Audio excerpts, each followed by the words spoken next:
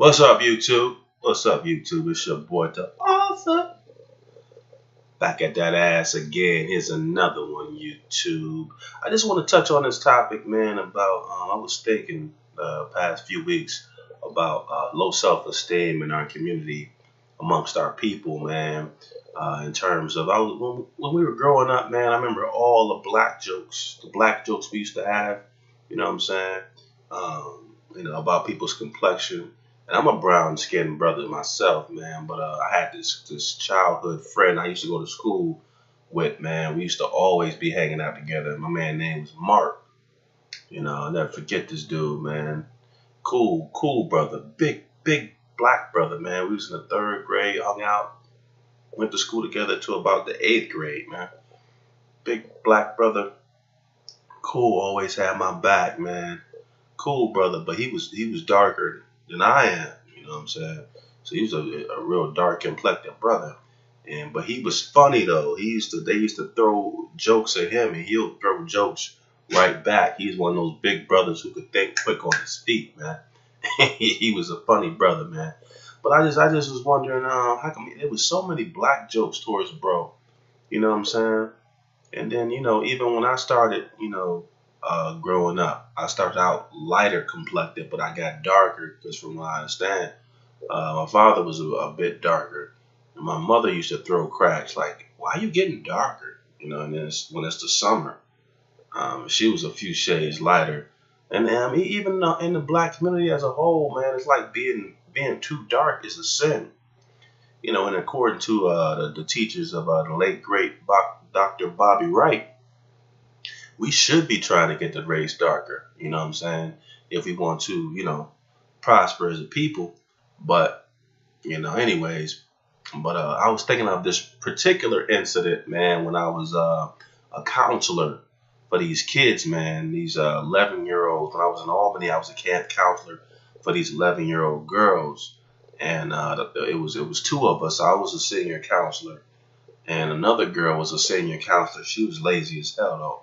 But she was high yellow, really light skinned. And they gave her the nickname Miss Pineapple.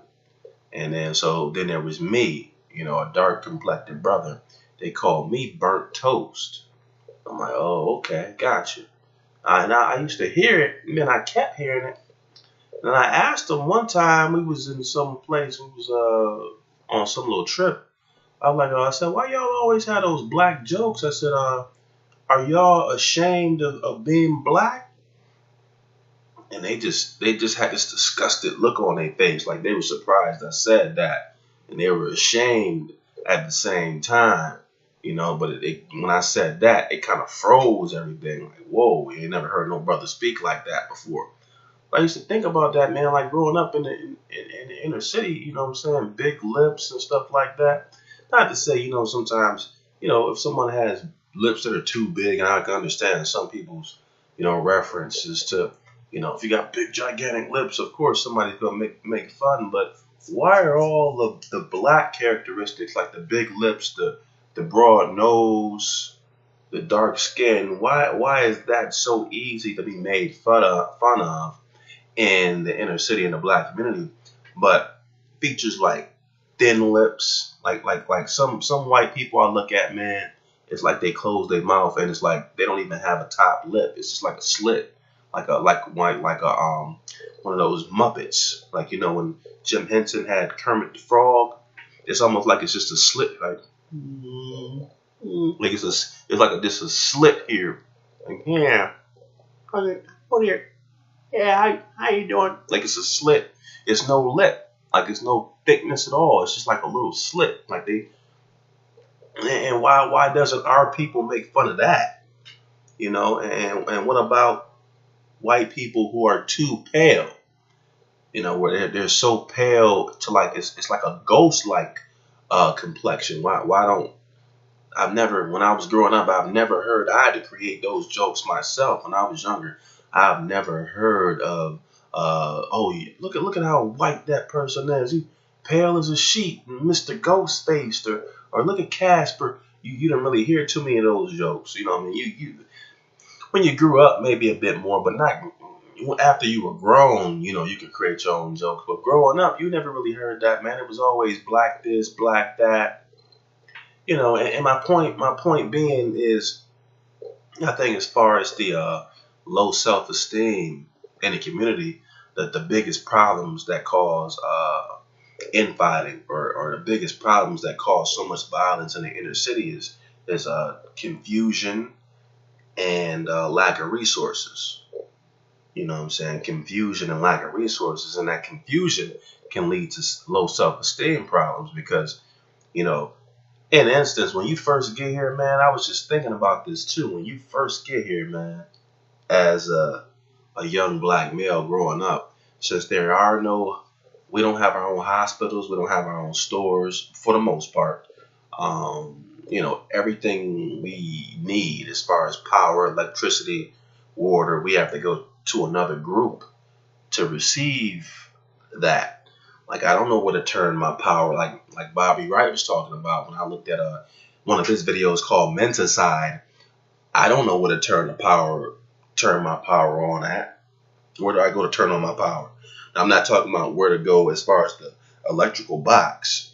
I'm talking about if they shut the power off right now to this community, I don't know where to go to actually turn that power back on. I don't know where to drive to turn my power on.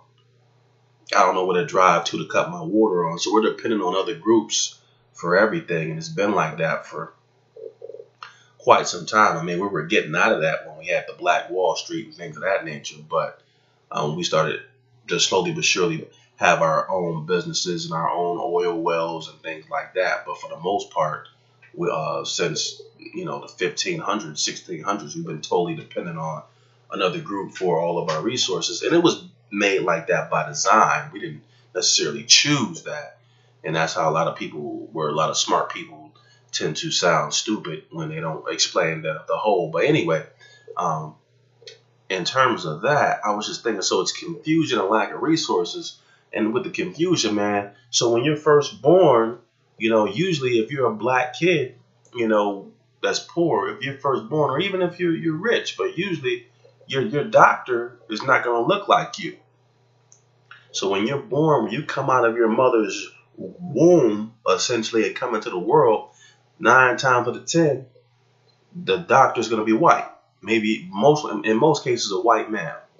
Nowadays, now maybe some other. There's a lot of Arabs that are becoming doctors as well. But 9 times out of 10, that doctor's not going to be another black man like you. He's going to be either white or Arab. So the first vibrations you're receiving when you come into the world is from another group. People say, well, why does that mean anything? We're before we're physical flesh, we're energy. So if you're energy, or if you're an energetic field, or if we're made up of these energetic particles, that means we can feel vibrations, and we can transmit vibrations from one person to another. Now, I may lose some people here, but people who know about physics and energy know what I'm talking about. So most people tend to believe that humans, we're energy first. So your vibrations are coming from another group, which meaning you may have the feeling of, now that doctor who's bringing you into the world, for the most part, if you're black, it's a thing where he may or may not even realize it, but he's looking at himself as being better than you. So you're less than when you first come into the world. You feel those vibrations, just like on CNN when they had the doll test, and most of those kids, especially the black kids, pointed to the black doll as being ugly and the white doll as being pretty. They were doing this at 5 and 6 years old. So, I mean, this is even before they even hit school. So those vibrations are coming to you when you're first coming into the world. How would they know that? How would they know that this doll? Why would they? And it was a study that they were doing on CNN where 90% of the kids all pointed to the white doll as being pretty and the black doll as being ugly. Now I know that has been set up by design, but how could they have learned that so early? That's when when they first came into the world, those vibrations. Not to say, TV and all the culture doesn't have something to do with it, but it's hard to even understand what's on TV between 0 to 5 years old. You know what I'm saying? So there's a lot of stuff happening that we're not aware of. So that's one thing. And if you're black, so 9 times out of 10, if you're black, your doctor is going to be white. Number two, all your teachers are going to be white. You know what I'm saying? So that causes confusion. Your doctor doesn't look like you. Your teachers don't look like you, and you're wondering why. And then later on, once you try to go for jobs, all your businesses aren't in the black community. So the people that you're going to for employment don't look like you. So it's a lot of confusion, even in the early ages though. And don't think that having, like, even when I taught for my short time at a inner city school, even schools where it's 98% black, 98% of your teachers are going to be white females. That's more vibrations being set out, where the kid feels or knows that he or she is inferior. You know what I'm saying? I know those are frequencies that teacher's going to set off subconsciously and consciously. So that confuses that child. Well, why all my teachers don't look like me? And then even before they get to school, the church, a lot of times there's a white image of Jesus Christ. So you have, your doctor who brought you into the world doesn't look like you. Your God doesn't look like you. Your teachers don't look like you. People that you're going to end up going to for employment don't look like you. So that puts you, that's a lot of confusion. Like, well, why is it like this? So that's confusion, which usually causes, low self-esteem, because you're going to all these other places, but, your people can't provide anything. So it's lack of resources teamed up with low self-esteem. It's like an endless cycle, and then more confusion. So where is my place in this world? Just like in the flip side, if you're a young white male, even if you're a poor white male, you still don't have to live in the inner city. Because that's my biggest thing with people when they want to say, well, it's a class struggle and not a race struggle. Most poor whites, do they live with poor blacks? No, not really. They go to small towns, you know what I'm saying, with populations anywhere from 40,000 and under, all the way to 300, real small towns where everyone knows each other, and then they depend on each other. So if you're white and you're poor, 9 times out of 10, because blacks don't really go to these small towns. Some of these small towns that have populations of 40,000 or under are sundown towns, so that's not even safe for black people to be there. But if you're white, on the flip hand side, your doctor's going to look like you, your guide's going to look like you, your teachers are going to look like you, and the people you're going to go to for employment is going to look like you. So there's a self-esteem builder, even before the kid, his feet hits the ground. You know what I'm saying? And, I think all of this kind of plays into what Bobby Wright, and I hate to keep bringing his name up, but that's what he talked about in his lectures of menticide, where it's a psychological issue for black people first, before you even get to the class and then the gender and all that stuff. It's psychological first from the jump. It's a confusion right off the cuff. You know what I'm saying? Even if you're a black from the island, I talked about this in some of my other videos, where they come over here with what I call fake self-esteem, where they feel like blacks from the island, a lot of blacks from Jamaica and some of these other island places, Jamaica and Barbados, or blacks from Africa, whatever country, Uganda. They come over here with fake self-esteem, where they come over and they think that they can tell blacks in this country, what they should or shouldn't be doing, when they didn't fare too well in their country, and that's why they're coming over to America in the first place.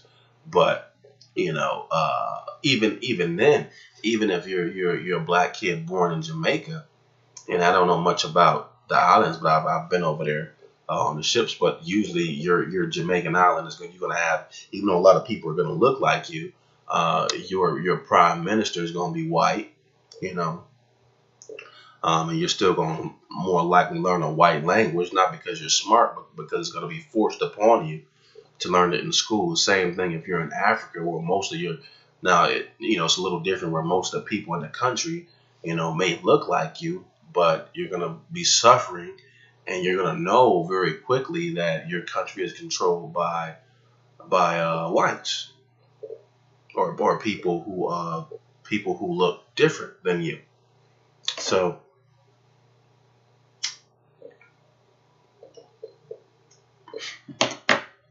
excuse me. So and so that's the black right there. So that's the thing that I was thinking about too, man.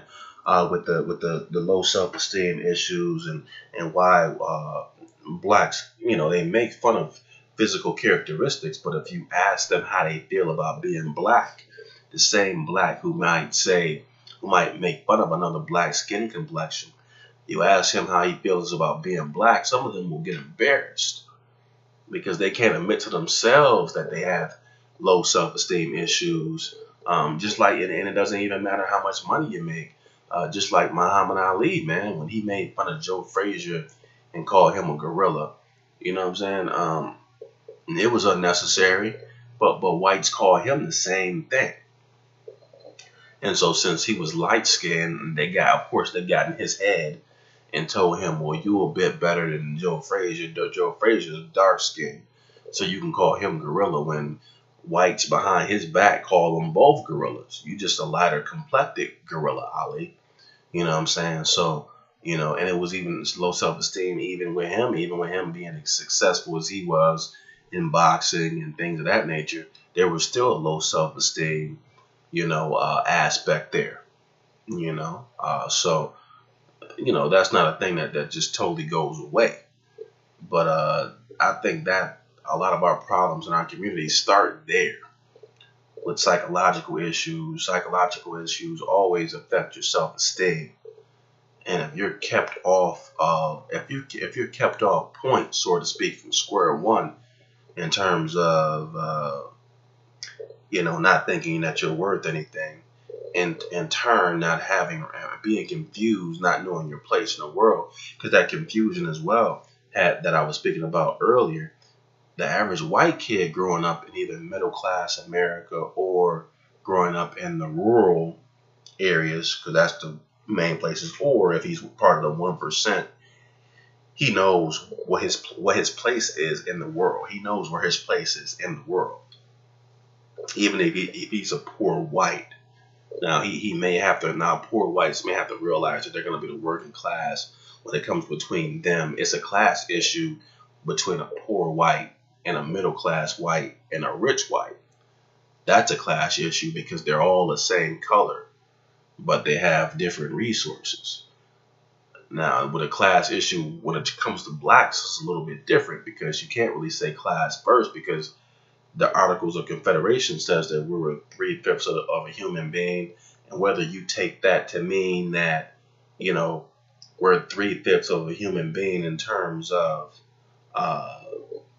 3/5 of a human being, or it takes three blacks to make one white. Either way, we're looked at as being subhuman. So that's one problem, and then if you don't have wealth, that's another problem on top of that. But yeah, man. So in terms of if on the flip side, if you're white, chances are you're with everyone looking like you in your community, or even if you're Chinese or you're Japanese, you still can have a higher level of self-esteem because all of your people look like you. And even and by the time they get over here, when they're older, of course they're gonna have different self-esteem levels. When they come over here from these other countries, they are indoctrinated by, white folks. Like all these people coming over here who are buying stuff up. People act like, oh, they're just so smart. They're coming over here, buying up, setting up stores. You have Asians coming over here and Arabs coming over to the black communities, and they're buying up all the stores and setting up these businesses. Why can't black people do that? Why are you allowing Arabs to come into your community and set up shop? Well, first and foremost, Just because you live in a community doesn't mean you have control over that community. You're in the ghetto because you don't have control. So these people who are coming over here and setting up stores, like you say, your Arabs may control the chicken restaurants, and your Asians and may control the nail salons and things like that. Yeah, but that was done by design. Don't think they don't have to get the okay from higher up. All right, the people who run this country give them the okay. Why, if they're so smart, why can't the average Asian or Arab set up in some of these white communities?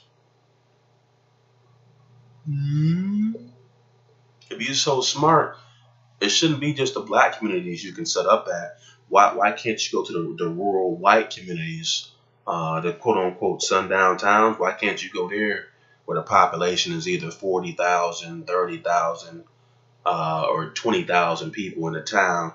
2% might be black, the rest are white. You don't see too many Arab restaurants there, do you?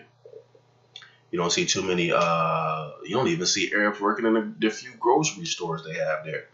You don't see too many Arabs setting up, or Asians setting up, what do you call those? You don't see too many Asians setting up those nail salons and stuff like that in these white, and even not even the poor white communities, let alone not in the middle class. Middle class white communities. That's because they have the okay. You can be smart as you want, but you have to have the okay from people who are running things. So people who run things in America say, yeah, you can set up your businesses, Arabs, because we're going to put the chokehold on your country. But these are the areas in which you can set up. They let them know these are the areas which you can set up, and we will protect you. So if someone comes at you that lives in that area, it'll be a hate crime if they go ahead and attack you. You see that? You have to get the okay. I don't care how smart you are. You're not just going to wake up, roll out of bed, just come over from India and decide you're going to set up a black store in a black community because you're smart and because you have an entrepreneur mindset. That is not how it works. That's bullshit. You're going to get the okay. They already let you know, hey, you can set up. But because first of all, most Arabs who are coming here and most Asians who are coming here, they're not all built business owners. Over 2 million immigrants who live in the U.S. live in slave-like conditions. I'm going to say that again. Over 2 million immigrants who are in the U.S. live in slave-like conditions. So most Arabs who come, most foreigners who come here aren't all setting up businesses. But the ones who are have permission to do that. There are grants and all type of things for them to set up and shut up shop in black communities. So, don't for one second think that these people are setting up shop because they're just extremely smart or they're ambitious. Yeah, every race has people who are smart and ambitious. But you're going to need the keys to the city. You're going to need the keys before you can open up that door. You're going to need those connections to do that. Because I've known blacks who want to set up, who've had the money to set up stores in certain areas, and they just told them no, because you can't set up in that area because you got to have zoning permits. I mean, shit. Look at Malachi York when he set up that community in Georgia, and out of the blue, they had already set up. They were grandfathered in because they had approval for that land. So whatever rules that applied when they first set up in that area, they were supposed to just adhere to those rules, meaning they were grandfathered in. Meaning if rules had changed down the line in connection with that land, they wouldn't be subjected to any new rules that were associated with that land because they were grandfathered in, meaning they only had to follow the rules, that were set in place when they first took over that land in Georgia. And what happened? They said that they were going to run a highway that would run right through the land. You know what I'm saying? They changed the rules just like that on that dude. And then he took them to court and won. And then they came back years later with guns and got him set up on some Trump on some fake charges of child molestation or some nonsense like that. So yeah, it's blacks who done set up businesses and communities in the U.S. as well, but it's a different show. It's a different ball game. You black and you setting up your own. You know they give Arabs, I guess because they trust them. They know if an Arab set up shop, he's just gonna set up a store. That's it. You know, we set up businesses. We gonna set up other businesses and formulate that community. Not to say that the Arabs don't have their own community, but I guess the one I don't know. I don't know what the situation is. The ones over here, I guess they feel like they can trust them or whatever. But whenever you're talking about a black setting up a business versus an Arab, it's a different show. It's going to be a different set of rules, and the ones who set those rules are the ones who run things in America. You know, they set up they pretty much set the precedents. They say where you can and where you can't set up a business. They control the zoning laws. So you have to if you do set up your own business, sooner or later, if it makes too much money, you may have to have a military to protect that. Because those guys in Tulsa, man, had a community and they just came in there and bomb rushed it. You're going to have to eventually have, just like your boy in Korea, he got them nukes. Why you think he talking about, your boy in Korea, when he's talking about Trump, he said, I'm gonna set these motherfuckers off. Y'all come with that nonsense. He know you got to have some nukes to protect what you done built up.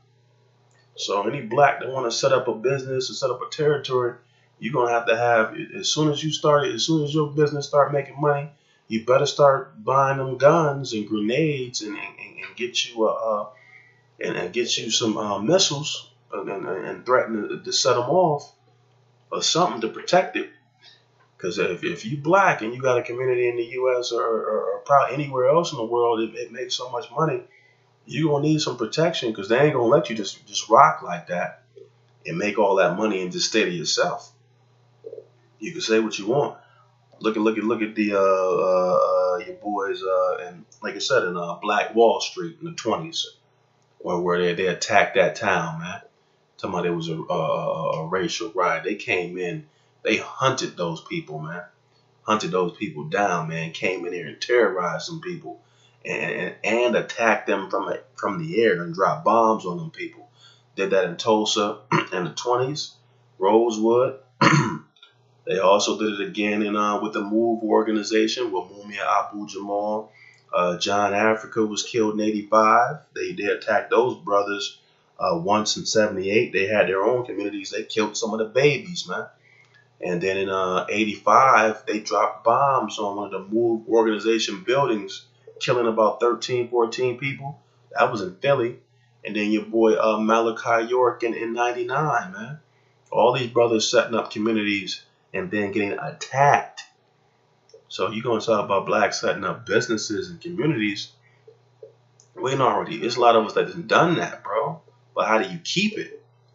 That's going to prohibit you to want to set up anything knowing that it's going to be gone by the time you build it up.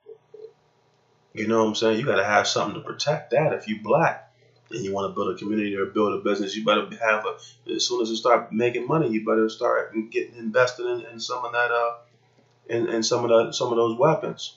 Talking about grenades and missiles and things like that to protect it from people because they like I said, the wolves will circle the corral. They coming by that ass, Jack. You know what I'm saying? That's just real.